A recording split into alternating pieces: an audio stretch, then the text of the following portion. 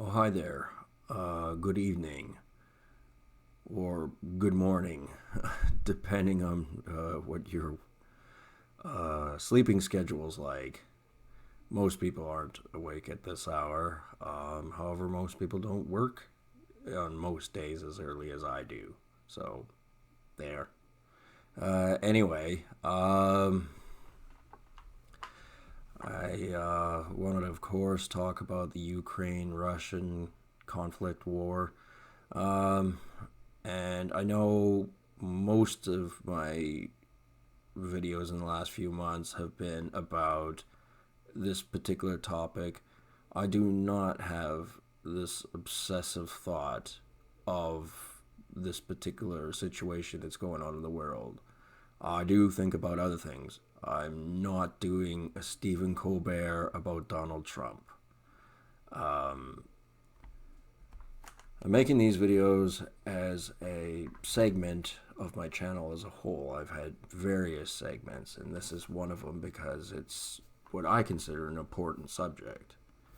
I live very far away from the Ukraine and Russia, and it really doesn't seem to affect most people personally where I'm from, or directly, I should say. It wouldn't be entirely true. The global economy has changed, and not for the better. And this Ukrainian Russian thing is most certainly to blame. Um, however, what I will bring up as a point is that it almost seems surprising if you only, vaguely look at something, you're not really paying attention. But you look at something like Germany and Russia, for example. Some people might remember Operation Barbarossa, World War II, big deal. Then the Cold War, East Berlin, West Germany. Why does it seem that Germany's taking, kind of a, for lack of better words, a whipped position on this particular subject? Let's remember, when the Germans lost, East Germany suffered greatly. And the Russians were highly prejudiced against not just the Germans who fought in World War II, but German generations afterwards. And, what better example to show their military and economic prowess, whereas to make deals with Germany saying, you're not going to build up your military, you're going to get help economically through the gas that they're now not getting. Um, and these are treaties, agreements, contracts that they have been doing for decades. And, you know, with Angela Merkel being replaced, the well, more money is being poured into their military, which it should be. Uh, Germany is a respectful country now. Very much part of EU. It will never again be the type of country that it was during World War II, which is the big metaphor of this whole Ukrainian Russian conflict. And the Germans are now burning coal for energy, lots of it. They have a robust economy and they want to keep it that way. Except natural gas is, if handled properly, is safer and better for the planet. Um, and a lot of people have looked down at the Germans for this in recent years, this reason anyway. And I actually don't think it's the most horrendous thing in the world. because not on a different planet or anything like that, but in a different part of the world where things are just different, there's a place called China, and they burn so much coal, do so many hazardous things to the planet. You name it, they do it. And, it's like not even brought up really. It's like whatever. And it's like, this is kind of important, some of the things they do. The demonization of the German government, and it really should be a military power, not like how it was before, but the kind of strength it had before in alliance with the West. Now that makes some people cringe. A lot can happen in 75 odd years. As I said, it will never be the German Third Reich ever again. Whether the European Union as a total will, and the Western powers will become that giant juggernaut, is another story altogether.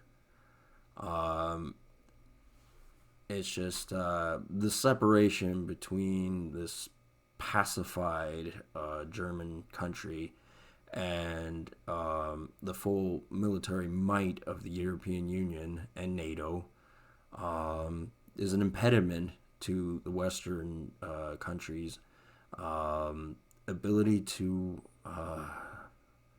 police the world. A lot of people go, oh, well, Team America, the United States, they have no right policing other people. If you see the kind of things they do and the kind of ways they run their countries, yeah, you could go policing them. Like in South America, there are a few places where it's like, if a country was a person, you can go, you are a despicable country person. And the same as in Asia, just absolutely despicable. Will do anything for money. And that includes, half starving their people when it's not necessary. Building up militaries and, destroying their environment, you name it.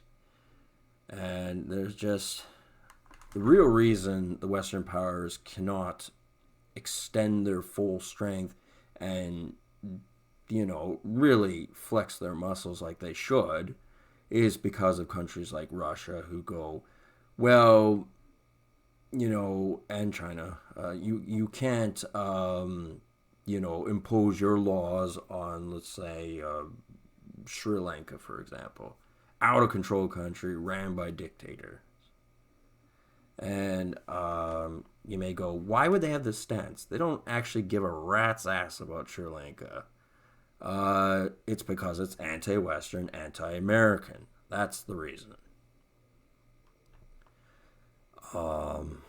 And with Germany being able to be like a normal country again, similar to the United States, similar to France, similar to the United Kingdom, similar to most Western countries, Canada, Australia, build an army, and it's not like, oh, you better not be thinking of bringing on another Reich. Ooh. And it's like, that concept is out the window. It's an excuse now.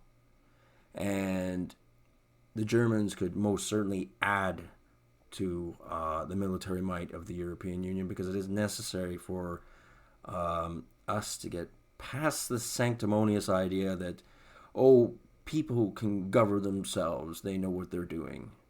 The government doesn't think like that at all. It doesn't trust people. It doesn't want to trust people. It wants them to do what they say.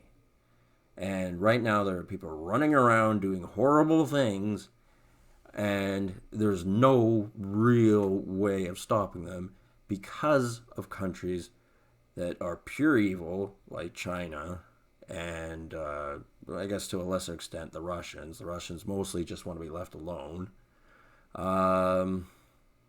Ironically, they invaded another country to do that, but essentially they do want to, they do what they do in their part of the world, and we do what we do in our part of the world. And to be honest with you, with some of the other things that are going on in the West, I don't blame the Russians for going, ugh, I don't want to touch that with a 10-foot pole. That's disgusting. Because there are a lot of disgusting things that are happening in the Western countries. I'm not going to get into that particular segment today. But yeah, turn on your television. You'll see some things that are downright disgusting.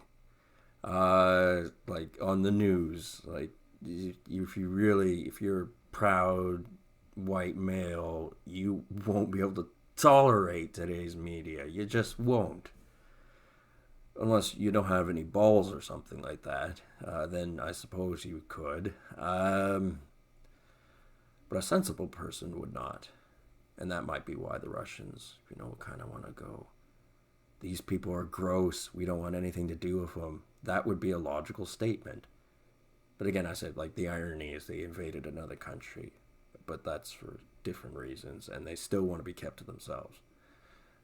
Which is why there aren't really an official foreign armies in Ukraine fighting the Russians.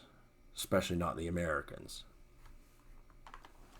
But yeah, as I was getting to, Germany needs to be like a normal country. It can't be seen what it was 75 years ago. It has to be seen what it is today and what it can contribute to global security.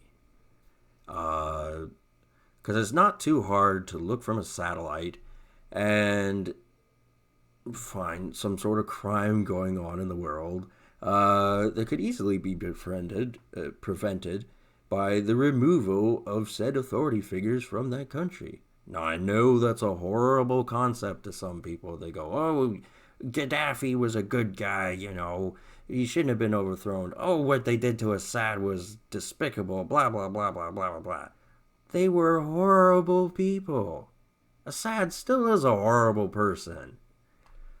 And, like, South America, Africa, Asia, they're filled with horrible people in power. And there should be, Western values instilled upon them. Not the gross stuff, which the Russians don't want any part of, and one cannot blame them for that. Not going to say what it is, but I mean, it's kind of obvious if you've been watching the news. But aside from that, the genuinely trying to be good aspect, not sanctimonious, not virtue signaling, but actually genuinely trying to be good. And understanding that in order to enact change, it means you gotta piss some people off. Because they're not gonna stop not misbehaving. There's all kinds of things that they do, these other poorer countries to do to get money. And somebody's got to put a stop to that before they poison the world. Now, Justin Trudeau can virtue signal all he wants about, electric cars and everything else that he does. And it's just like, us roaring up our engines on our cars and things like that, sure. Yeah, okay. It would help out the planet just a wee little bit. But to be honest with you, with the kind of poisons and things like that in the atmosphere and in the ocean and in the soil that are caused by the people who just downright don't want anything to do with Western abilities to flex their muscles. So they'll always take the side that's anti-Western, anti-American. And yeah, I just think that Germany has great potential to really help out the European Union and NATO. And it needs to be able to do so more than just economically wise. It has to be able to flex military muscle. So real money has to be poured into this. Unless you like the idea of horrible things that go on in the world and you just are daft ignorant about them. So anyway, that's what I got to say. I mean, yes, for some people who have milked World War II and all the horrible things and really used it as a political weapon against the white males, regardless of your German heritage or not. Um, you know, sorry to break the bad news to you, but some of their philosophies not only should survive, already are. And that doesn't mean, you know, concentration camps and, destroying cities and valuable monetary stealing from other countries. Uh, but, I mean, Hitler dreamed of a Europe that was united. And it didn't go exactly as planned for him. However, Europe essentially is with the European Union. It's just, another authoritarian regime that just happens to go by another name. Anyway, I do think the Germans deserve another chance, and I think they should be treated as a normal country, not their past. What have they been in the last 20 years? It would be a better way of looking at it. And I think they should be able to look at their past and be proud of it, even though a lot of bad things happened. But you could say that about any country because there were no civilized countries back then. Every country that was a major power or not was going around doing bad things. That's just how the world works. And, they still kind of run around doing bad things. But anyway, I'm going to finish up this video. Talk to you people later. Have a good one.